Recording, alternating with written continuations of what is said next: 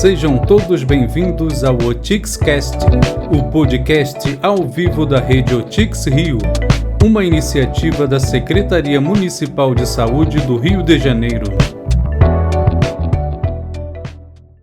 Olá, seja bem-vindo ao OTIXcast, o podcast feito especialmente para você. Aqui você ouvirá diversas informações sobre o SUS e sobre a atenção primária à saúde do município do Rio de Janeiro. Eu sou Fabiane Muniz e hoje recebemos um convidado muito especial da Divisão de Ações e Programas de Saúde, o DAPS, da CAP 33, Peter Wallace, para falar sobre a importância da OTIX Rio no processo de territorialização do município do Rio de Janeiro. Seja muito bem-vindo, Peter. Obrigado, eu que agradeço o convite. É um prazer estar aqui com vocês, fazendo parte desse processo aí de construção de uma atenção primária melhor, né? Peter, conta pra gente o que é a territorialização e qual a importância dela para a atenção primária.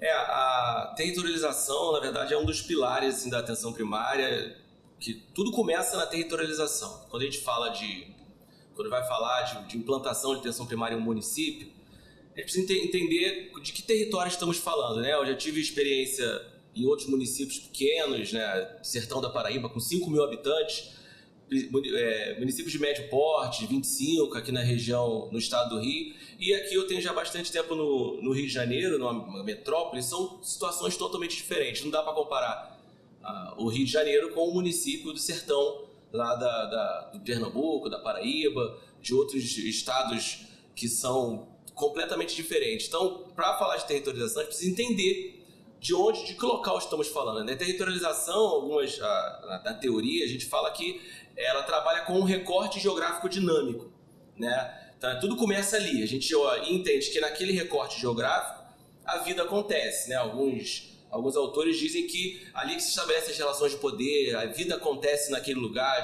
é tudo um processo muito dinâmico. Então, a gente precisa enxergar para esse pedaço de uma forma adequada que a gente entenda como a gente vai trabalhar ali. Né, existe um grande escritor, né, foi um professor universitário que fez muitos trabalhos importantes com gestão, que ele diz o seguinte, o nome dele era William Edwards, né, ele diz que não se gerencia aquilo que não se mede, não se mede aquilo que não se define, e não se define aquilo que não se entende.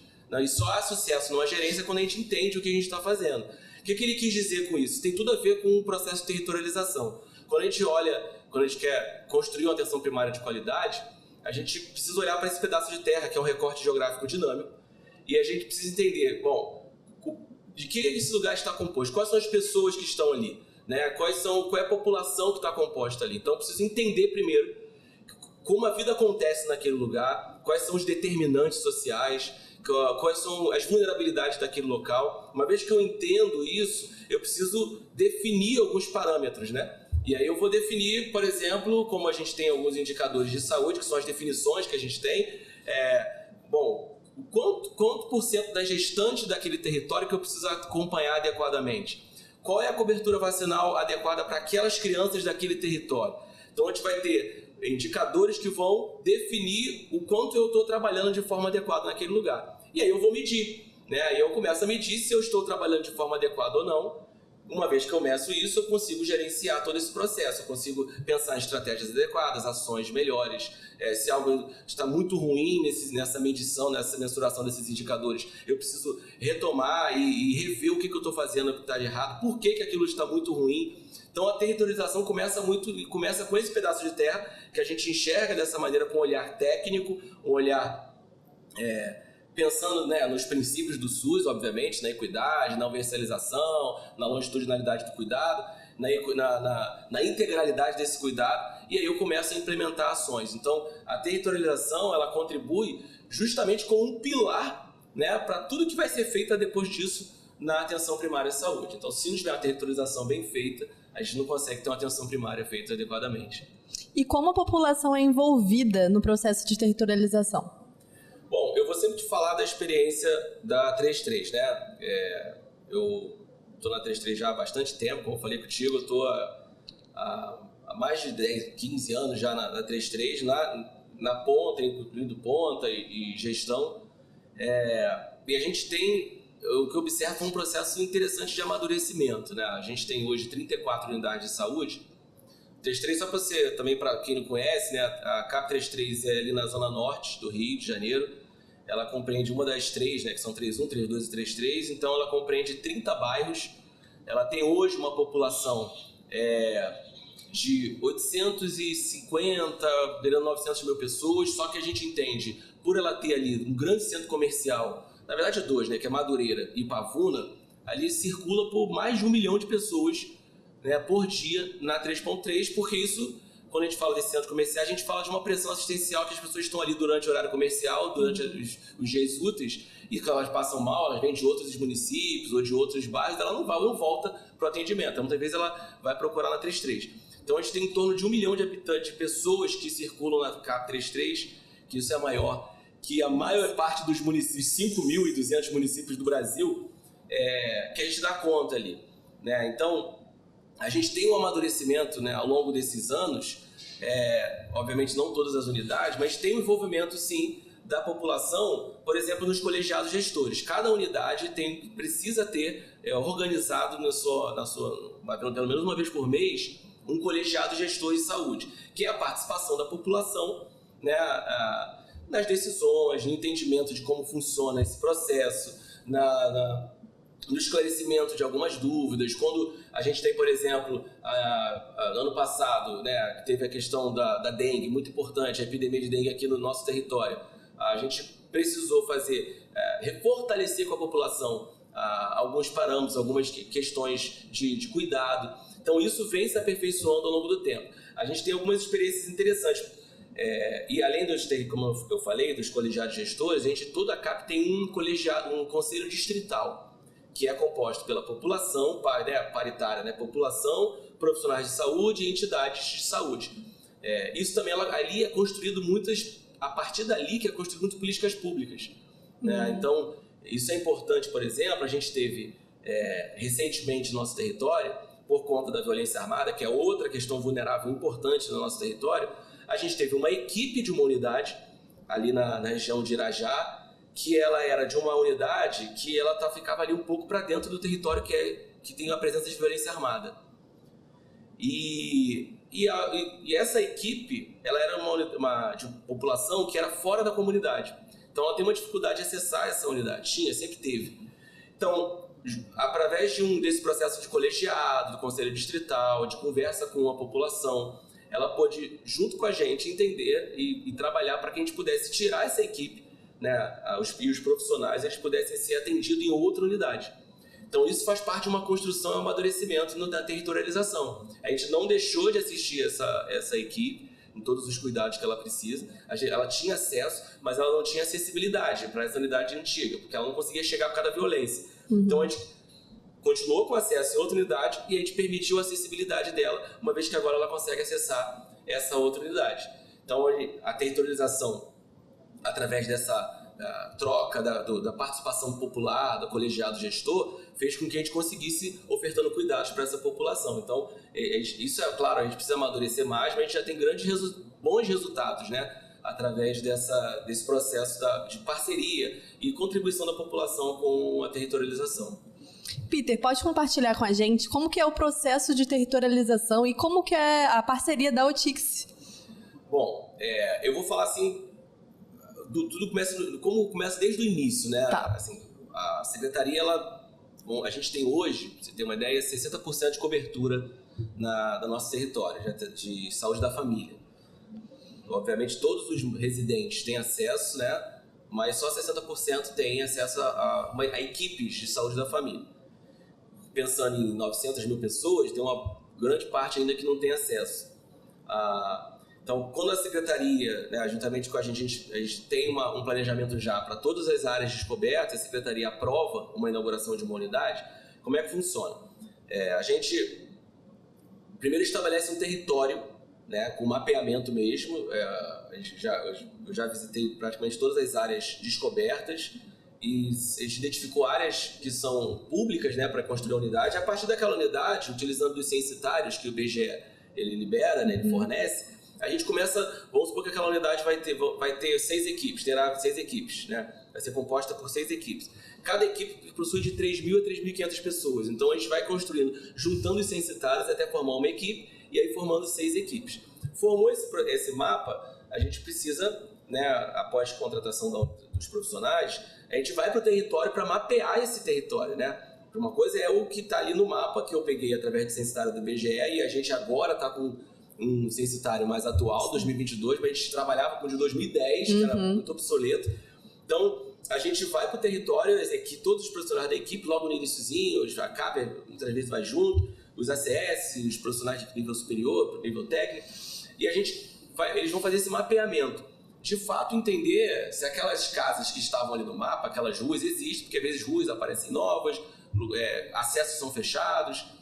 E a gente precisa considerar também, nesse início da territorialização, como no processo inicial, algumas barreiras. Primeiro, quando a gente vai criar uma unidade nova, primeiro a gente pensa barreiras geográficas, né? Se eu tenho, por exemplo, uma linha do trem que não tem uma passagem, eu não tenho como botar a equipe do outro lado. Se eu tenho uma barreira geográfica importante, um morro, como tem no nosso território algumas áreas militares, eu não posso jogar uma equipe passando pelo outro lado, porque às vezes o censitário do IBGE, ele não respeita, não entende esses limites geográficos. Então, primeiro a gente entende isso. Outra barreira importante é a barreira social. Por exemplo, eu tenho áreas que têm facções diferentes, né? Então, eu já tive situações que eu tive que botar uma construção de uma determinada unidade toda para um lado, porque o outro lado era de uma facção que era diferente daquela que seria, a unidade estaria cobrindo a maior parte. Porque aí eu tenho um problema, as pessoas desse território de uma outra facção não acessariam aquele local. É óbvio que a gente sabe que a questão de violência armada é dinâmica também, né? Muda. Mas, em princípio, se eu faço isso, eu não consigo nem que os agentes comunitários eles consigam transitar de um território para outro. E a OTICS tem ajudado bastante, né, nesse processo, na ajuda de construção. Porque os agentes também são moradores ali do local e eles também não poderiam acessar também aquela área. Isso, nós temos situações de agente comunitário ter que ser mudado de equipe. Isso aconteceu depois, né, obviamente. Já está estabelecida a unidade e aí uma outra facção, infelizmente, tomou aquela parte daquele território. Aí, o gestor local teve que mudar o agente comunitário de equipe, né? Às vezes atrapalhando até um processo que estava bem estabelecido, ele conhecia, ele tinha um bom vínculo com a comunidade, com os usuários, mas teve que mudar esse agente comunitário para tirar ele do risco, uma vez que ele vai transitar entre dois espaços com facções, né, diferentes. Isso é muito ruim hoje, de um modo geral no Rio de Janeiro, mas eu falo da P33 nesse processo. E aí essa unidade, após o mapeamento, ele começa a fazer o cadastramento. Uma vez que ele identificou todas as casas, né, as ruas, tudo que existe ali de fato naquele território, ele vai fazer o cadastramento das famílias. Aí que tudo começa com o cadastramento que vai identificar as populações-alvo, os grupos de risco, as áreas vulneráveis. Então, esse é um processo inicial, né? E aí começa a se estabelecer a vida na unidade, né? As consultas, as ações, né? Um outro processo importante também é o reconhecer qual é a rede de saúde de atenção à saúde daquele território. A unidade identifica as escolas, se tem CRAS, tem equipamentos de assistência social, as ONGs, né, outros equipamentos, outras instituições que podem somar, instituições religiosas, que podem somar tudo na oferta de cuidado e ser parceiros dessa unidade. Então tudo começa ali na criação do mapa, que é o primeiro passo, né, para começar um processo de territorialização. E a OTICS vem nesse processo nos ajudando muito, ajudando a construir esses mapas com mais especificidade, né, que é o que eles dominam. Vocês dominam a questão das ferramentas tecnológicas, do Google Earth, do Google Earth, do QGIS. Então isso que ela vem somando muito, contribuindo bastante para esse processo ter mais qualidade, né? Isso é importante. A próxima pergunta, eu perguntaria quais são os maiores desafios. Eu acredito que você já tenha até falado que talvez seja violência, mas tem outros também, né? Bom, um dos desafios é esse, que eu já falei, a questão da violência, que às vezes ela atrapalha muito. Como eu já falei, a gente teve que mudar a equipe de unidade por conta disso. Tem um outro território nosso que a gente teve que construir um consultório avançado, que a gente fala, né? que é fosse um local específico, ou em parceria com alguma instituição religiosa, ou um local específico que a gente consiga organizar ali um atendimento mínimo para aquela população, que ela não acessa determinadas áreas, não acessa a unidade por conta de ser área de violência. Uma outra, acho que é um desafio que a gente ainda tem, é a melhoria das ferramentas, vamos dizer assim. Por exemplo, eu chego para a CAP em 2012, se eu não me engano. Eu sou muito bom de data, né? Mas eu estou desde 2006, como eu falei com você. Fiquei trabalhando em área vulnerável. Eu trabalhava numa área da Pavuna, que era uma área dentro de uma área que tinha uma violência armada e tem até hoje, importante. Legal que você teve a experiência na ponta, né? E agora você está na estratégia. E aí eu já começo a me sentir até velho quando eu falo assim, mas na época, a gente fala assim, né? Na época, a gente fazia territorialização, mas com mapa físico, né? A gente pintava folha de cartolina, fazia aquelas maquetes bem, né, não complexas, mas desenhava as ruas pra gente... Tudo feito à mão, né? Não tinha a tecnologia. Isso, as equipes faziam esses mapas, mas já era um arquétipo daquilo que a gente queria entender como uma construção de uma territorialização. O que na nossa equipe a gente consegue enxergar no nosso território? Ali a gente identificava os hipertensos, que hoje tem... claro, isso nos mapas das unidades. Hoje a gente tem com os recursos, né, tecnologia, a gente consegue imprimir o mapa da unidade e colocar ali o perfil epidemiológico para a população também enxergar. Toda a clínica da família tem um mapa com perfil epidemiológico para ela enxergar o quanto de assistência aquela unidade fornece e um pouco daquela realidade daquele território. Mas a gente fazia isso no mapa, botava os alfinetes onde tinha uma determinada família mais vulnerável, locais vulneráveis. Então a gente começa ali a fazer esse processo. Quando eu cheguei em 2012 na CAP, em 2013 ou 2014 eu fui lá para a CAP para trabalhar com acolhimento e acesso, e depois eu fui trabalhar com georreferenciamento. Desde aquela época é o mesmo programa que a gente usa, que é o Google Earth. É claro que ele teve algumas atualizações, né, para melhoria do próprio sistema, mas ainda é o mesmo programa. Eu não sou formado, né, não sou geógrafo, eu sou enfermeiro de formação, mas foi um desafio para mim, porque eu nunca tive isso na minha formação enquanto profissional de saúde, e eu tive que mudar a minha cabeça para tentar entender o processo de territorialização agora numa prática mais de georreferenciamento. E desde aquela época eu uso o Google Earth. A gente sabe que tem ferramentas hoje muito melhores, né, mais completas, como o próprio QGIS, que é o TICS usa, lá o TICS da CAP 33, e contribui de forma muito relevante para a gente. Mas acho que a gente precisa, ainda um desafio que eu vejo, é a gente melhorar essas ferramentas de um modo geral na secretaria, né? Como fosse uma padronização. A gente tem umas limitações, por exemplo, onde ser atendido, e é uma limitação não dele, mas de uma limitação geográfica ou de urbanismo nossa, do Rio de Janeiro, que são as áreas de comunidade que não são mapeadas.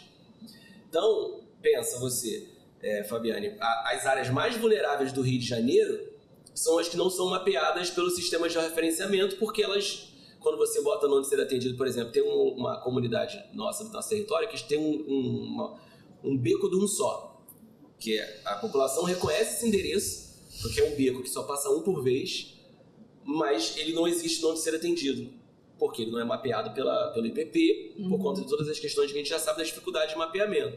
E aí se vai podendo dar outras ruas, as ruas com letra, Rua A, Rua B, as ruas projetadas. Então isso é difícil, porque são áreas de maior vulnerabilidade. E aí quando a gente vai fazer, por exemplo, um georreferenciamento, que é um desafio nosso na nossa área, que é sífilis congênita, que está muito relacionado à vulnerabilidade social, a outras questões sociais, as crianças desses territórios não são identificadas geograficamente pelo georreferenciamento, porque o endereço que elas residem não são encontrados. Então, isso é uma limitação que a gente tem. Obviamente não está só com a saúde isso, mas a gente precisa, de uma forma geral, estender para outras secretarias de urbanismo, para a gente melhorar essa forma de identificação, esses desafios, né? Até porque não é só a saúde que trabalha com territorialização, georreferenciamento, outras secretarias também vão trabalhar com isso. Uma outra questão, aí uma questão mais pessoal, seria tempo, né? Eu gostaria de ter mais tempo para investir no georreferenciamento, porque é uma ferramenta de muita potência, né, dentro de uma AP, pensando nas possibilidades que a gente pode usar. A gente utilizou ela para muitas situações de ações estratégicas, para a própria secretaria, né, tem na Subpav na plataforma o GeoVacina, né, que identifica as crianças que estão sem cobertura vacinal adequada de uma forma georreferenciada. Então, acho que esses são os grandes desafios hoje para o nosso território. Você já adiantou a próxima pergunta, que seriam as estratégias para garantir a equidade e o acesso aos serviços de saúde da população. A gente, quando fala de estratégia, eu já posso citar outros, assim, a gente pensa sempre, como a gente tem um território grande na 33 e complexo, não é o maior território geograficamente falando do município, a gente tem a 4.0, a 5.2, que são enormes, né? Mas a gente tem um território muito populoso, mas também grande geograficamente. A gente precisa muitas vezes mapear algumas questões. Por exemplo, a gente fez um mapeamento na nossa território, identificando a gente tem um problema, né, por questões óbvias de vulnerabilidade, de mortalidade materna infantil. Mas a gente conseguiu já diminuir muito nossa razão de mortalidade por conta, uma das estratégias foi georreferenciar onde estavam essas mulheres, né, que morreram, né, por muitas vezes mortes inevitáveis e mortes sensíveis à atenção primária. E através dessa identificação dos locais, a gente pôde investir ações específicas naquele local, porque a gente tem 30 bairros, 34 unidades de saúde. A primeira coisa que a gente fez já há bastante tempo foi dividir em TEIAs, que a gente chama que são os territórios integrados de atenção à saúde. São 30 bairros, mas a gente tem 5 TEIAs. Cada TEIA a gente deu o nome do bairro mais conhecido, né, daquele TEIA. Então tem o território Pavuna, TEIAs Pavuna, TEIAs Marechal Hermes, TEIA Anchieta, TEIAs Madureira e TEIAs Irajá. Então, cada TEIAs tem equipes e juntou ali territórios que têm questões semelhantes de território, de questões sociais, nível socioeconômico, mobilidade. Os IDS, os IDHs, né? Os IDS são mais ou menos todos o mesmo padrão. Então, cada TEIA, a gente hoje trabalha com uma ação específica para as TEIAs. Então, quando a gente faz um mapeamento de mortalidade, a gente identificou que mulheres morriam mais em determinados TEIAs e com determinadas causas comuns.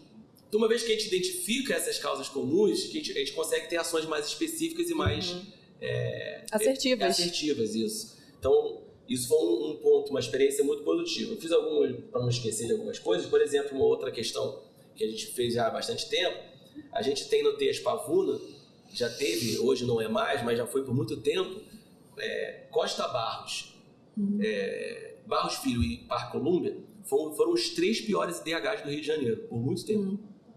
Então, hoje não são mais, mas já foram por muito tempo e ainda continuam sendo um dos piores, né? Não, saímos dessa não sei se dá para comemorar ou não, né? Mas avançamos, né, na questão de melhoria do IDH, mas a TEIAs Pavuna foi o primeiro TEIAs que a gente conseguiu cobrir 100% com a estratégia de saúde da família.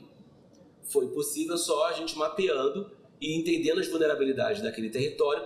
Quando a gente, a partir de 2012, começa o município, a Secretaria Municipal, começa a ampliar as equipes, as unidades no município, a CAP ela teve o cuidado de completar 100% de cobertura no TEIAs que tinha maior vulnerabilidade. Isso foi só possível através de mapeamento e territorialização. Então, isso foi uma outra estratégia.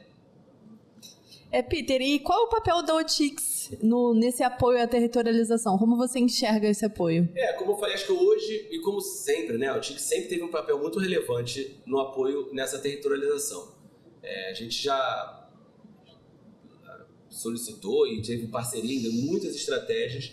Hoje, né, a gente tem a parceria na questão do processo de territorialização mesmo, de refazer os territórios, as equipes. Como eu te falei que é muito dinâmico, muitas vezes as equipes precisam refazer os territórios, né? E como eu fico no georreferenciamento sempre cuidando dos limites das equipes e das áreas, para uma área não atravessar um limite de outra, uma unidade, né? E até também em conversa com outras APs para que um território as pessoas não possam ficar perdidas, o usuário, né? Eu sou atendido na qual unidade.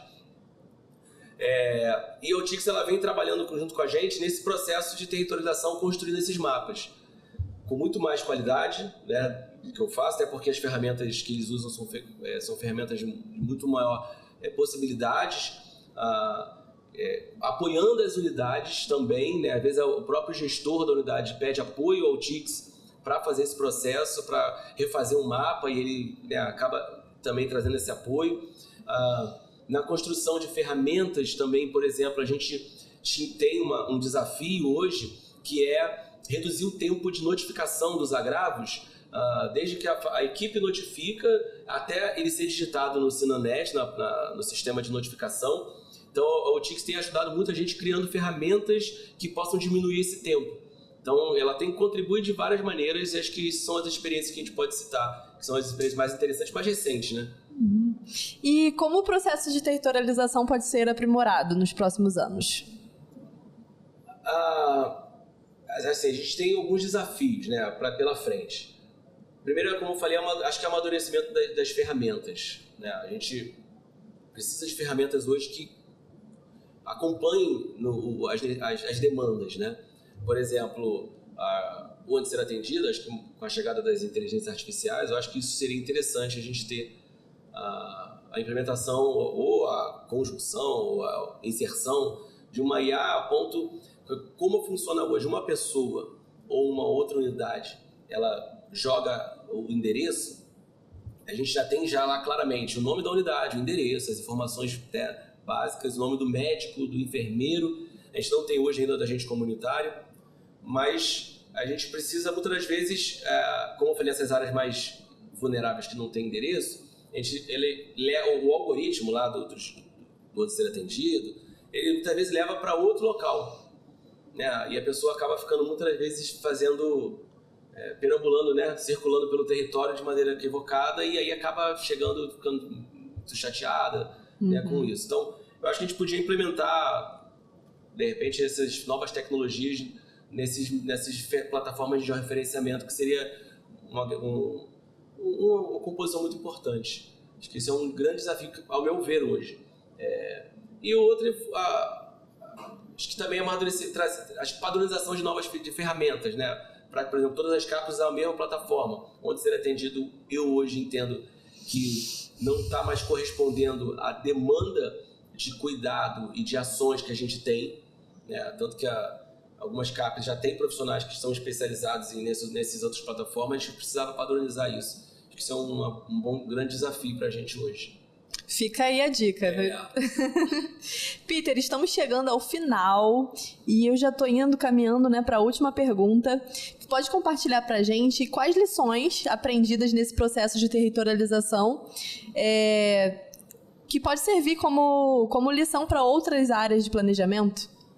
Bom, acho que a primeira lição é que sozinho, né, como já dizem várias pessoas, que só a gente não vai chegar muito longe, que todo o processo de territorialização precisa de todos os parceiros possíveis. Então, hoje a gente tem a própria Secretaria Municipal de Saúde apoiando nesse processo de territorialização, georreferenciamento, tirando dúvidas, trazendo apoio nas dificuldades que a gente tem de corrigir esses limites. A OTICS, né, apoiando bastante em todo o processo, nas dificuldades que a gente tem com a tecnologia, entendendo hoje, por exemplo, nesse novo censo que a gente teve. A OTICS foi muito importante na fragmentação, né, dos territórios, que o censo não veio da mesma maneira de 2010, então ele ajudou bastante a OTICS lá da KP33, o próprio os parceiros locais também. Então acho que sozinho a gente não consegue chegar muito longe. Então, em territorialização, a gente precisa de utilizar o máximo de parceiro que a gente tem. Uma outra dica, acho que uma outra lição é preciso pisar no território. Acho que todo profissional envolvido em territorialização e georreferenciamento precisa conhecer seu território.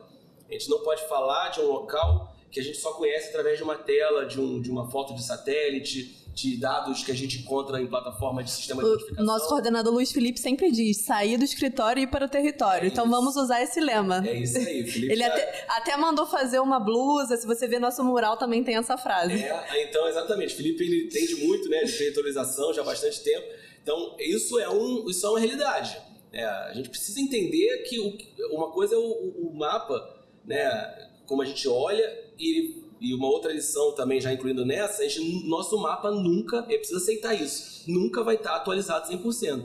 Você faz um mapa hoje, Amanhã, essa madrugada, aquele determinado território que tinha uma facção, falando das questões sociais, ele muda. É muito dinâmico. Já mudou. Constrói um empreendimento, o empreendimento é inaugurado, um empreendimento imobiliário é inaugurado, então as pessoas começam a morar. Então, é preciso entender que o território é dinâmico, então preciso conhecer ele pessoalmente. Obviamente, a gente não vai conhecer todos os detalhes, né, ali cirurgicamente, mas precisa saber de que território estamos falando, qual o tamanho do meu território, qual o acesso do meu território. Eu preciso saber que em determinados locais eu não posso fazer uma extensão numa possível inauguração de uma unidade, porque o acesso não vai conseguir ir para lá. Não tem como passar, porque ali tem uma faixa de mata que para mim não aparece, é simples, mas para o acesso é intransponível, para a equipe é intransponível. Então eu preciso conhecer muito o território. E o importante que você... por último, não menos importante, mas a gente precisa ter sempre em mãos, quem trabalha com territorialização, aquilo que eu quero como ideal. Por exemplo, se eu tenho uma área com 60% de cobertura, eu tenho hoje um mapa já para 100% de cobertura. Eu sei hoje, se a gente tivesse a oportunidade de completar, a gente teria um mapa mais ou menos estruturado ali, minimamente. Isso já me salvou, né, de algumas questões importantes, que, por exemplo, às vezes a gente tem algumas demandas de vereador, de própria população, de conselho comunitário, né, associação de moradores, que demandam para a coordenação uma clínica da família para aquele local. E aí a coordenadora sempre pede, não, você tem um mapa daquela área que é descoberta, teria como fazer? Eu já tenho mais ou menos pronto. Então, quem trabalha com territorialização precisa se adiantar, sempre ter o ideal. Qual seria o ideal? 100% de cobertura.